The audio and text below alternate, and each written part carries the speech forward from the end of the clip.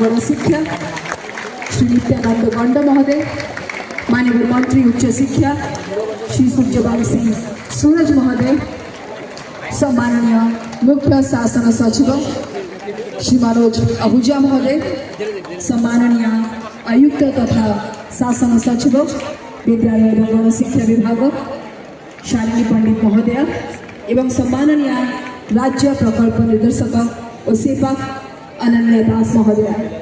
अनुरोध करी समस्त को गोटे भव्य करताली सहित अन्य अतिथि मान मंच पर स्वागत करवा।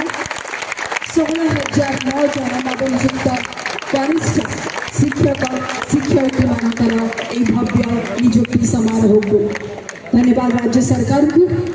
16,009 जन नवनियुक्त कनिष्ठ शिक्षक शिक्षयित्री मान को मार्गदर्शन देवाई अतिथि माने आम गण उपस्थित जहाँ उपस्थिति आज कार्य समारोह को